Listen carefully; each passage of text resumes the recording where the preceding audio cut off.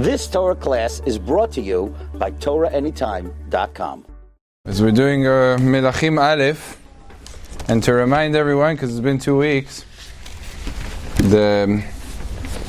what we discussed so far was the rebellion of Adoniah, the son of David HaMelech, rebelled against David HaMelech. And he decided to set up himself as king during the lifetime of David HaMelech, which was proved to be a big error, a big mistake on his part, but Baruch Hashem for Shlomo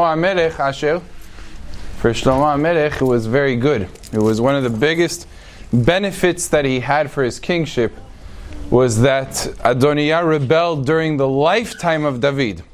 Why was that such a good thing for David HaMelech and for Shlomo HaMelech?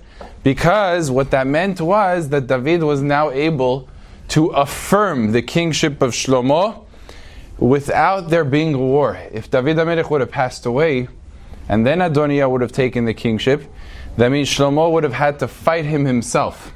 And then there would have been a battle. And then there would have been a civil war in Am Yisrael, and people would have had to die. And that would have been tragic.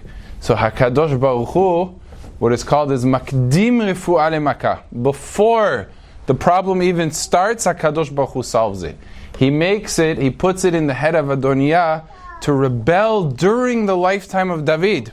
And that way David was able to establish himself as assert who he wants to be the next king, who Shlomo HaMelech should be the next king. And since it happened in the lifetime of David, everything went smoothly. And Shlomo HaMelech, of course, became the king. We talked about the crown of Shlomo HaMelech, that the crown fit on his head. It did not fit on the head of Adoniah, which means Adoniah was not meant to be king. Adoniah knew that he wasn't meant to be king, and he still made excuses for why he deserves to be king. The crown fits on Shlomo. Shlomo becomes king in the lifetime of his father, while he is an old man and no longer himself able to carry out all the necessary responsibilities of the king. Shlomo HaMelech is to take over. But what does David HaMelech do? So the Navi tells us, this is the beginning of the second perek of the Navi. It says that David HaMelech became very, very old at this point. Vayikrevu yemei David lamut. You know, it's very interesting. With the tzaddikim, it never says that they die. It says that their days to die have come. And that's because the tzaddikim themselves don't die. The tzaddik is what? His neshama, his legacy, his mitzvot live on forever.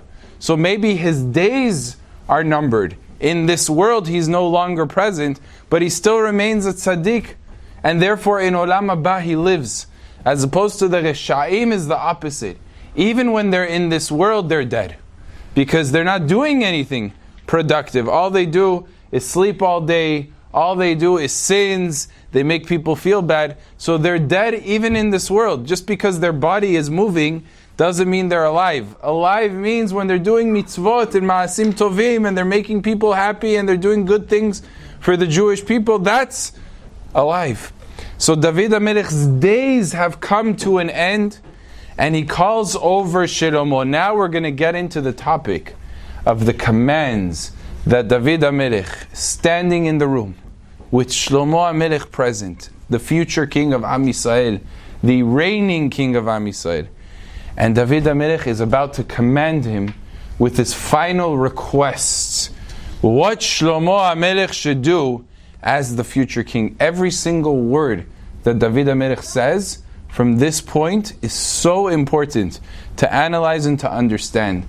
And if you notice, one of the first thing that David HaMelech tells Shlomo, make sure you keep the Torah and you keep the mitzvot 100% properly. Do not be negligent in the mitzvot. David HaMelech already saw that at the end of the life of Shlomo, he's going to have struggles. Various things we'll get more into as we move on. Shlomo HaMelech had very difficult challenges with keeping the Torah and keeping the mitzvot. And David HaMelech foresaw the end of his life. He had a prophecy, and he was able to see into the life of Shlomo. And he told him Make sure you preserve every single mitzvah that there is and keep it 100%. Now, you should know that tzaddikim are very different than the regular people. Everybody has to understand, most people, when they realize that they're not going to be in the world anymore, you know what they do? Does anybody know what they do? They command their children about what they should do with their houses, what they should do with their jewelry, what they should do with their cars, who gets what amount of money. It's always about the finances. This son is going to get $100,000, and this one is going to get my very expensive ring, and that one is going to go ahead and do this mitzvah. Everything is about the financial, the money of the person. But David HaMelech doesn't talk to Shlomo about money at all. He talks to him about mitzvot. The only thing that mattered to David HaMelech was that Shlomo should keep the mitzvot of HaKadosh Baruch Hu the way they need to be kept. And all of the orders of business, all of the commands that David gives him from this point on, has to do with spiritual things, not physical things. Because this world is here and this world is gone.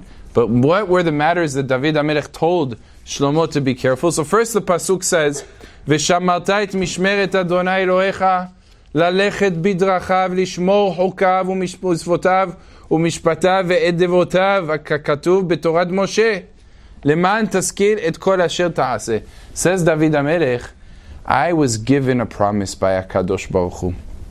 If my son and my grandson and all of my descendants continue to keep the Torah faithfully, just like I have kept the Torah, then the kingship will never leave my children. Do you know who else was given that promise? Shaul HaMelech. And Shaul HaMelech sinned. And therefore his kingship was taken away from him. Because when God promises kingship for great people, when He gives a gift, He gives it completely, 100%, unless the person sins. Shaul HaMelech lost his kingship because he did sins. David HaMelech kept his kingship because he was a big tzaddik. And he says to Shlomo, if you continue in the ways that I went, and your children follow your ways, then the kingship, the line of David HaMelech will never break and it will remain forever. Then David HaMelech tells Shlomo more specific things. There's a few people in the life of David HaMelech that David HaMelech didn't exactly punish them for the terrible things that they did. He left the punishment for his son Shlomo to carry out.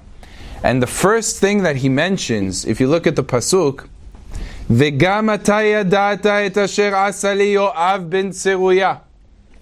Yoav, we have already mentioned him in the past, he was the general of David HaMelech. He wasn't just the general of David HaMelech, he was also the nephew. David HaMelech had a sister whose name was Tzeruya, and Tzeruya had a son whose name is Yoav. Yoav was a brave warrior that all of the great soldiers, the big bodybuilders, the people in Am Yisrael that were really, really strong, they were the soldiers of Yoav. He was a powerful man who was very skilled in battle. He knew how to wage a war. He knew how to handle a sword and defeat his enemies with his bare hands. He was able to break people's bones. He was so strong and is such a respected soldier and a respected warrior that everybody from not just Am Yisrael, all of the surrounding nations knew Yoav is in the battlefield, everybody run away. He was so powerful, such an immense power. Now, Yoav, I'm going to list a few of the things that he did wrong, but nobody should make a mistake. Yoav was a great tzaddik. The Gemara says about Yoav that even though all of the generals of all of the other nations, they would win a war, and what would happen? They would steal, they would rob, they would commit acts that were inappropriate, adultery type actions. They would do a lot of terrible things. Yoav never had any of that. He never stole what wasn't his. He never did anything wrong. He was such a tzaddik. Even his household, even in his own house, his own children, they did good things. They did mitzvot, they never stole, they never had arayot. It even says that whenever he had a meal, every single time he had a meal, he would always give from that meal to a poor person. He would give a little bit from his food to poor people, because he cared so much for Am Yisrael that there wasn't a time where he didn't think about tzedakah.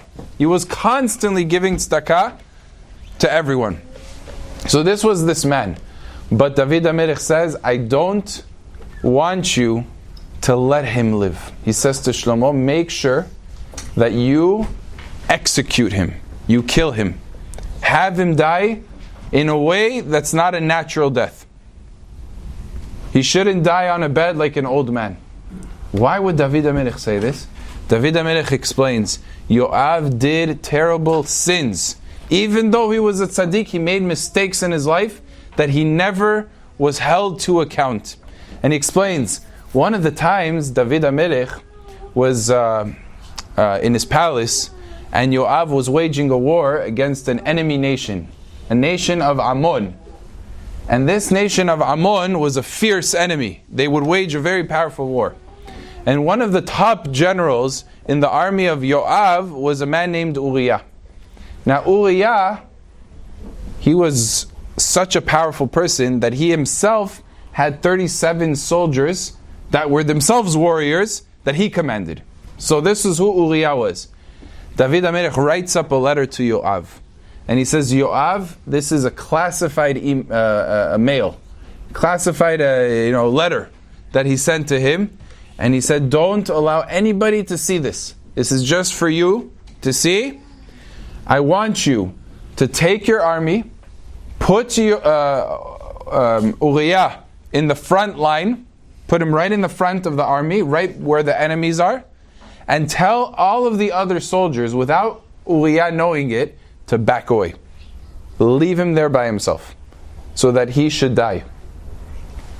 Now, it sounds a little bit strange. Why would David HaMelech ask for that to be done? David HaMelech had a good reason. Uriah committed a crime against David HaMelech. He was mored b'malchut, and David HaMelech wanted him to die. He needed him to die. Yoav, he saw the letter, and what does he do? He follows it. Yoav followed the letter. So David HaMelech should really be very happy with Yoav. So he tells all of his generals, he says, this is what you're going to do. You're going to go into the front lines and you're going to back away. Now he told everybody but Yoav to back away, and therefore, but Uriah to back away. And Uriah was left in the battlefield by himself without all of the protection of the other soldiers. And indeed, Ammon, they surrounded him and they killed Uriah. Now, all of the 37 warriors, all of those soldiers, they come to Yoav and they're angry with him. They wanted to kill Yoav. They were so upset at him. How did you leave Uriah? What kind of a battle strategy? You left our best warrior to die by himself? How can you do such a thing? Now, those soldiers didn't know about the letter. So they were really upset at Yoav and they were going to kill him. So Yoav is afraid. What does he do? He says, look. And he shows that to them. He gives them the letter. They read the letter. They see David HaMelech commanding Yoav to get rid of Uriah. Now, David HaMelech was really upset at Yoav. I told you to keep it secret. I didn't want anybody to know. Because if people found out, people are going to suspect that why I did this was because I didn't like Uriah. And that's not the truth. So Yoav embarrassed David HaMelech. Sometimes we have situations in our lives where we, by accident, and sometimes we mean well, but we end up embarrassing our friends. Yoav, by showing this letter to all of the soldiers, embarrassed David HaMelech. He caused him, he broke the trust of David HaMelech. And David HaMelech was very, very angry with Yoav. Now you might ask me a question. Say, wait a second. But they wanted to kill him. They wanted to kill Yoav. So wasn't he doing this to save his life? Isn't that what he's supposed to do? In order to save his own life, shouldn't he have shown the letter? Otherwise they were going to kill him. So it's true. But Yoav made a mistake. This was his error. The truth of the matter is, and I'm going to ask this as a question, when a king commands you to do something that you're not allowed to do from the Torah, are you supposed to listen to the king? If the king commands you to do something that the Torah says you're not allowed to do you listen to the king? It depends. If the king's like a full-blown Rasha, then... Let's say he's a tzaddik like David HaMelech, but he tells you to do something that's wrong. Maybe He's a tzaddik like Shaul, he's a tzaddik like David. Maybe he has good interpretations, right? Like, But you know it's not allowed. Yoav followed the view that you always have to listen to the king. Even if he tells you to go against what is allowed, what the Torah says you're not allowed to do, you have to listen to the king. Otherwise, you're rebelling against the king. No, not everybody agreed with him. You know who disagreed? Avner disagreed with him. Amasa disagreed with him. Other great generals disagreed with Yoav. Yoav said, no, if the king tells you to do it, you have to do it. In truth, David HaMelech made a big mistake. He should have not told Yoav to do this.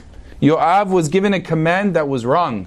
Because even if David HaMelech felt that Uriah deserved to be killed, how should he have done it? He should have taken Uriah before the judges and have the judges kill him. He shouldn't have taken it into his own hands.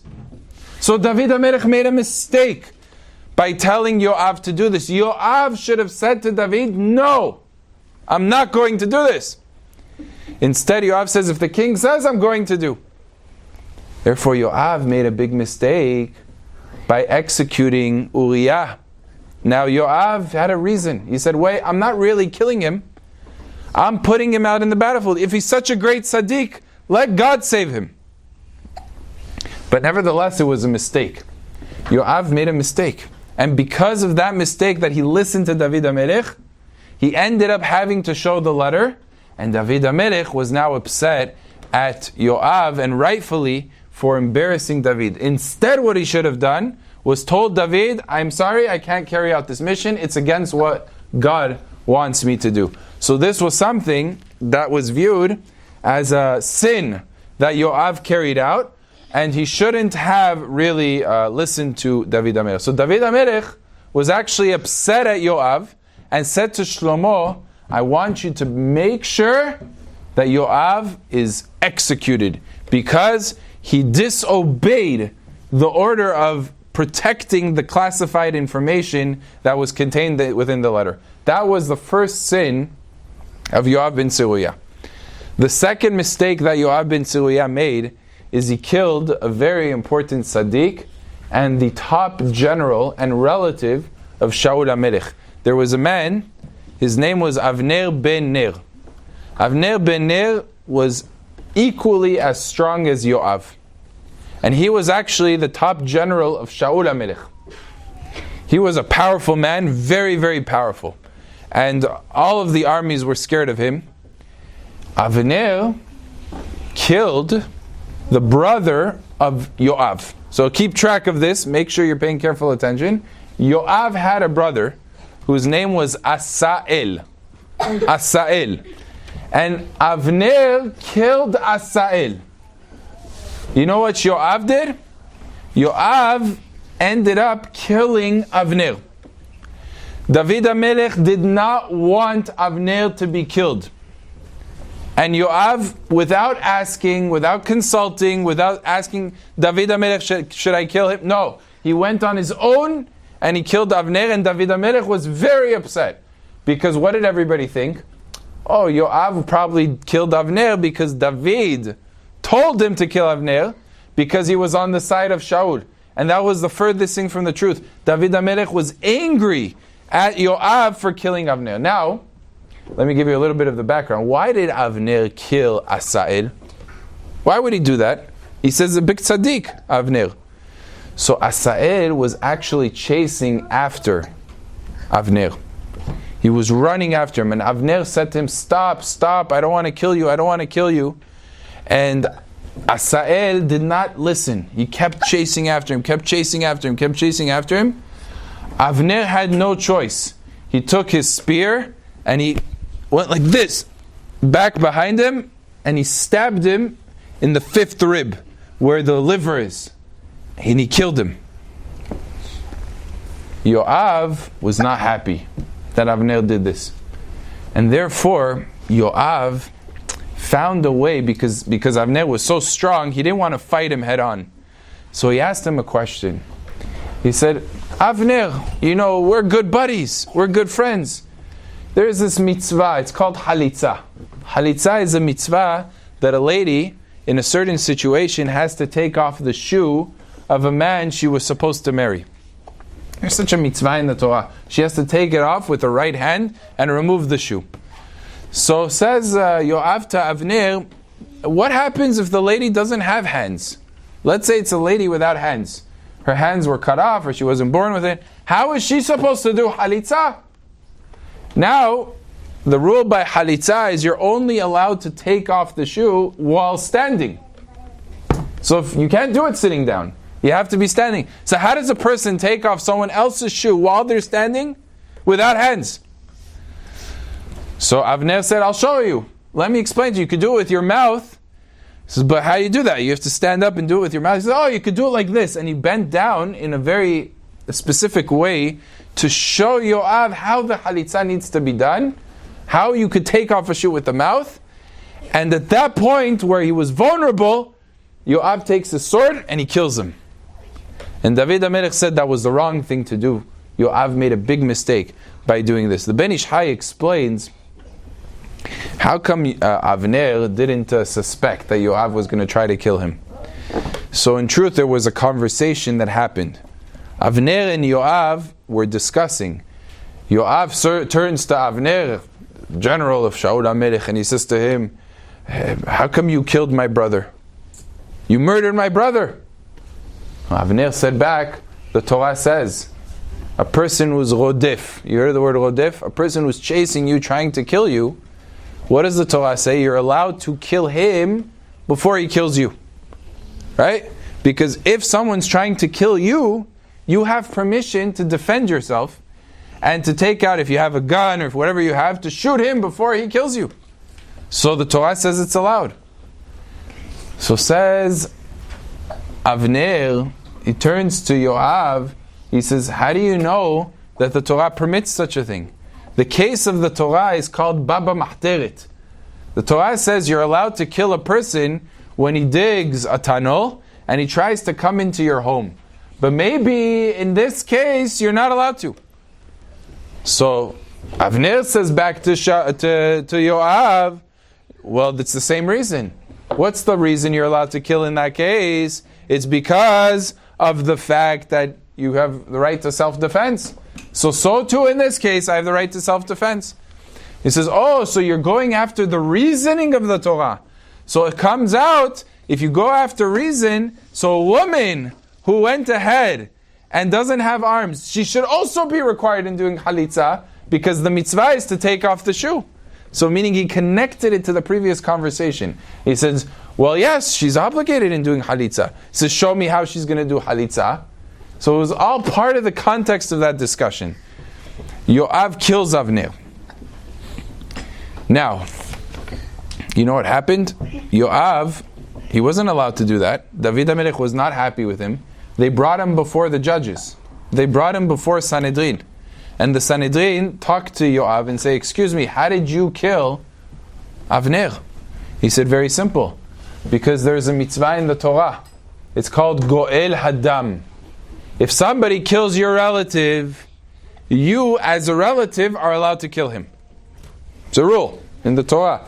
A Goel Adam, if someone kills one of your relatives, you're allowed to kill the person that killed your relative. So Yoav says, Asael was my brother. Avner killed my brother. I was allowed to kill him. So the Sanhedrin look at Yoav and they say to him, you're making a mistake. Because Avner killed your brother justifiably. Because he was Rodef. So therefore Avner was allowed to kill him. And he was supposed to kill him. And therefore you have no right to kill Avner. So you know what Yoav said? What do you mean? You're only allowed to kill somebody when you have no other choice. But if you can break his leg and save your life by breaking his leg, then you're not allowed to kill him. It's called Le'atzil me'ehad me'evarav. Tafsik. Le'atzil me'ehad me'evarav. You can't go ahead and kill somebody who's chasing after you if you can break his leg, or if you can find another way to neutralize the threat. So the Sanhedrin said, but who says he was able to? Asaid was chasing after him. Who says he would have been able to do that? To aim at the right spot and to break his leg and not kill him. So then Yoav says, what do you mean? But he was able to aim for the fifth rib. The Torah says that Avner, when he killed Asaid, aimed for the fifth rib, because he knew that is possible to kill him. So for that he was able to aim for. But to save him, he wasn't able. So the Sanhedrin said, okay, you're free of punishment. You're right. There's no confirmation that you did the wrong thing. Either way, in the eyes of the Torah and in the eyes of David HaMelech, Yoav was accountable. He made a terrible mistake by killing Avner. Avner was a big tzaddik. As a matter of fact, there's a midrash that's quoted by the Al-Sheikh HaKadosh. And the midrash says like this. Midrash tells us that when Avner was stabbed by the sword by Yoav, Avner didn't die. He was still alive, and he grabbed Yoav like this. Imagine this is Yoav. He grabbed him with his two hands, and he was gonna like a watermelon. You ever see a watermelon when it falls on the floor? He was gonna crush him with his hands. This is how strong Avner was. He took Yoav. He was already stabbed. He took Yoav with his two hands. He was gonna crush him. Am Yisrael saw what was happening, and that Yoav was going to be killed by Avner, and they cried to Avner. They said, Avner, don't do this. Now Avner already knew he was going to die. And everybody knew he was going to die. He was stabbed. He was mortally wounded. They said, please don't kill Yoav, because then there won't be anybody to protect us from our enemies. They begged Avner not to kill Yoav. He had him in his hands. Avner realized that I'm not going to take revenge on him, because if I kill him, Am Yisrael will be vulnerable. The Pilishtim will destroy our cities. They'll take our wives. They'll take our children. And therefore, you know what Avner did? He let go. And he died. Avner died, but he let Yoav live for the protection of Am Yisrael. In truth, Yoav deserved to die. But David HaMelech did not punish him. You know what David HaMelech says to Shlomo? Now the time has come. It's your responsibility to make sure that Yoav is punished for killing this tzaddik, for killing Avner in a time of peace, when the person trusted you and you took his life. So that is crime number 2. Number 1, Uriah. Yoav disobeyed David HaMelech. Number 2, the killing of Avner. Shaul HaMelech had a second general, I should say. The second general, his name was Amasa. Amasa was second right behind Avner. Avner was the top general. Amasa was the second general. As we know, Shaul HaMelech was killed in battle. Now David HaMelech becomes king. Amasa comes before David HaMelech with his allegiance. He says, I am ready to be in your army because you are the future of Am Yisrael. You're the king of Am Yisrael. David HaMelech didn't turn him away. He accepted him into his army to be one of his generals because he was very powerful. There was a rebellion in the time of David HaMelech by this individual named Sheva ben Bichri. And David HaMelech sent Amasa on a mission to gather troops. Now, what kind of troops do you think? When you think troops, you think American army, you think soldiers. He went and he was supposed to gather the people learning Torah in the Beit Midrash. He went to the yeshivot. David HaMelech told him, go to the yeshivot and bring me soldiers. I need soldiers to squelch the rebellion. So Amasa was given 3 days to bring soldiers. Amasa delayed. He said, no, there's plenty of time. I'm not going to get the soldiers in 3 days. They're learning Torah, chaval. I'm going to stop them from learning. So Amasa made a calculation. He said, look, David HaMelech is telling me to get soldiers. But HaKadosh Baruch Hu wants them to be learning Torah. He doesn't want them to have to go into the battle more than is necessary. So who should I listen to, David HaMelech or HaKadosh Baruch Hu? He said, I'm going to listen to HaKadosh Baruch Hu. I'll bring them in 6 days. I'll bring them in 7 days. They don't need to be there in 3 days. Yoav finds out about this. And remember, Yoav was the one that believed you always have to listen to the king. So he hears that Amasa disobeyed the timeline of David HaMelech because of the fact that they're learning Torah. He says, learning Torah, they have to go to war. The king commands. He says, I'm going to kill Amasa. He rebelled against David, he's mored b'malchut. So what does he do?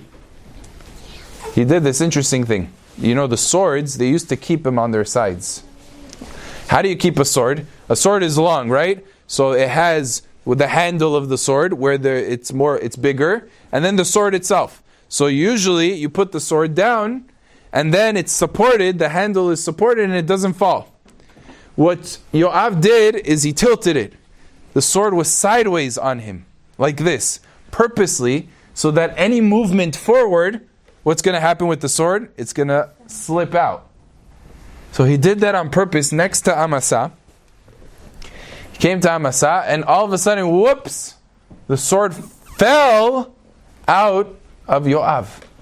So Yoav goes to grab the sword, like to pick it up because it fell. Amasa is not expecting that Yoav is going to do something so harmful to him. And Yoav picks up the sword, and Amasa is not really paying attention. He stabs him. He kills him right on the spot. He knew exactly how to kill him. Killed him right there. Again, Yoav disobeys the order of David HaMelech. And what are people going to say about David? Oh, for sure he told Yoav to do this. This is the second time a general of Shaul HaMelech is killed by Yoav, which David HaMelech was not happy because it was a time of peace and it was not a confrontational encounter. David HaMelech saw that the people were saying this was from David, this is from David. You know what he did? He cursed Yoav in public. He cursed Yoav that his children should always have diseases, should always die young, and they should have tzarat. When people heard that David HaMelech cursed Yoav for what he did, they realized it wasn't from David HaMelech. They realized Yoav was the one that was taking the law into his own hands, and David HaMelech was actually quite unhappy with what he did. Now, that was crime number 2, right? That's already number 3. Uriah, Avner, Amasa. Not only that, we have Yosef Tishev, we have Avshalom. Remember what happened with Avshalom? Avshalom rebels against his father David HaMelech. And David HaMelech tells Yoav, do not dare this time. I'm commanding you, don't kill my son Avshalom. I do not do it. And what does Yoav do? Completely disregards the order of David HaMelech. He finds Yoav Avshalom hanging from the tree by his hair. He says, this is my opportunity, and he kills Avshalom. And again, David HaMelech was so angry. At this point, David HaMelech didn't even want to speak to Yoav. The only reason he didn't kill him is because he wasn't powerful enough to kill him. He couldn't kill Yoav. That's the only reason David HaMelech himself didn't kill him at this point, but he nevertheless stopped talking to Yoav. He did not want to have any conversations with him anymore, and Yoav understood that he was no longer welcomed to David HaMelech's palace, and David HaMelech was no longer happy with him. So he understood that, which leads us to the 5th sin of Yoav, which was siding with Adoniah. If you remember that Adoniah rebelled, so who was encouraging Adoniah to rebel? Yoav. Because he knew that if Shlomo HaMelech becomes king, that's a threat to his life. Because David is going to command Shlomo. So he backed Adoniah becoming king, and of course Adoniah lost the kingship to Shlomo, and now Yoav was very, very vulnerable, and as a matter of fact, David indeed does command Shlomo HaMelech, get rid of Yoav. Do not let him die a peaceful death. Now, if you think about it, does David HaMelech hate Yoav? Does he hate him? The answer is he loved him. He absolutely loved Yoav. It was his relative, it was his nephew, he cared for him. Yoav was so important, so vital to David HaMelech. The only reason David HaMelech was able to learn Torah, The only reason David HaMelech was able to write Tehillim, the only reason he was able to involve himself with such spirituality is because he had Yoav fighting the wars. If it wasn't for the wars of Yoav, says the Gemara, there wouldn't be the Torah of David. Now it's true in reverse also. If it wasn't for the Torah of David, the wars of Yoav would not have been possible. But David HaMelech cared deeply about Yoav. And because he cared so deeply, he didn't want to see Yoav punished in the next world. He wanted him to go straight to Olam Haba. And if he wouldn't be punished for the averot that he did, he's going to have to suffer in the next world. Says David to Shlomo, I care about him. He is my own nephew. Make sure that he's punished in this world. You're the king. It's your responsibility to carry out justice. You carry out his punishment so that he's able to go to Olam Haba as a great tzaddik without any of the averot. So this is actually a very important process that Yoav has to go through in order to atone for his sins.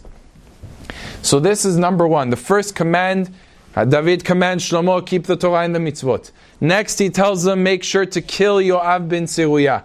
Number 3 he says, when I was running away from Avshalom, and I had my army, and I had my wives, and I had children, and I had a lot of people, I didn't have food. What are you going to do when you have 600 people and you don't have food? That's a lot of people to feed. It's a threat. It's dangerous. It's a person can die. The whole army could have died. All the kids could have died. There was this man named Barzilai from the Gilad, from the east side of the Jordan, and Barzilai Giladeh was not afraid. He helped me. He brought me food free. He gave me everything that I needed. Supplies, nourishment, medical supplies, everything that was necessary he provided for me. And therefore Shlomo HaMelech, since he provided for me, midah keneged midah, he should eat at your table. Every single day, invite him, invite his children to be mishur hanecha, to go ahead and partake in your food. He supplied me with food, you supply him with food. And that was the third command that David gave Shlomo. The final command that he told Shlomo HaMelech is there is this one man that's very important to you. Reuven, Shev. His name is Shim'i ben Gera. And he was your Rav. He taught you Torah. Shlomo HaMelech was taught Torah by Shim'i ben Gera. The Gemara refers to him as Rabbo. Says Shim'i ben Gera, I know he's your Rav, but make sure that he is executed. Why is David HaMelech telling Shlomo to execute his own Rav? Vehu kilelani mretzet. When David HaMelech was running away from Avshalom, Shim'i ben Gera sees him and says, Lech ish adamim. Get out of here. You don't belong as the king. You're a Rasha. And he cursed him. He said, you're from Moab. You're Mamzer. You're Edomi. He threw all these labels on him. To'eva, he called him. And the Gemara says that he referred to him as a person who was an adulterer. Said words that were very, very painful to David HaMelech. And as a matter of fact, it says Yoav wanted to kill him too. And he says, should I kill him? And David HaMelech says, no. Do not kill him. It's God who tells him to curse. David HaMelech restrained Yoav from killing Shim'i ben Gera. When David HaMelech regained his kingship, he went through the city of Bahurim. And you know who came out apologizing? Shim'i ben Gera. All of a sudden he sees David HaMelech is now king. That means David HaMelech could kill him. He comes before David, says, I'm so sorry, I apologize, please forgive me, don't kill me. You know what David HaMelech says? I promise you, I will not lay a finger on you. David HaMelech gave him a word. Why did David HaMelech do that? So number one, like we said, because David HaMelech said he wasn't sure. Did Shim'i ben Gera do this on his own? Or because he's such a big tzaddik, maybe God told him to do this. So David HaMelech wasn't sure. If it's from God, then why should I harm him? He followed the command of God. So he wasn't sure himself why Shim'i ben Gera did it. It was an order, or was it something that he did on his own? So that's number one. But number two, As we know, David HaMelech had one important and primary mission in his life, and that is to eradicate all of Amalek. Every single Amaleki that David HaMelech got his hands on, he eliminated. There were still some left. Hundreds of years later, there's this terrible man from Amalek, known as Haman. Haman HaRasha wants to eliminate the Jewish people. Who is the hero that stops Haman from eliminating the Jews and ends up killing Haman? Mordechai ve'Esther. Their credit, Haman was executed and the Jewish people were saved. Do you know who Mordechai and Esther were from? Shevet Binyamin. Do you know who their great-great-great-grandfather was? Shim'i ben Gera. David HaMelech sees Shim'i ben Gera. He says, if I execute Shim'i ben Gera now, then there's not going to be a Mordechai. If there's not going to be a Mordechai ve'Esther, Haman, who is Amalek, is going to have power over Am Yisrael. I know he deserves to die, Shim'i ben Gera, but now is not the time. He needs to have a son, and that son needs to have a son, that needs to have a son, that's going to eventually bring Mordechai into the world, that's going to save Am Yisrael. I'm not going to kill him now. David HaMelech saw so far into the future. So he waited until after he passed away, and he told Shlomo, Shlomo, this is your job. Make sure to find a way to get rid of Shim'i ben Gera. Be'ezrat Hashem, in a few more weeks, we'll find out how Shlomo HaMelech, step by step, executes the plan so wisely, so cunningly, that David HaMelech laid forth before him, and that is to be continued, Be'ezrat Hashem, in the coming weeks. Baruch Adonai le'olam. Amen ve'amen. You've just experienced another Torah class brought to you by TorahAnytime.com.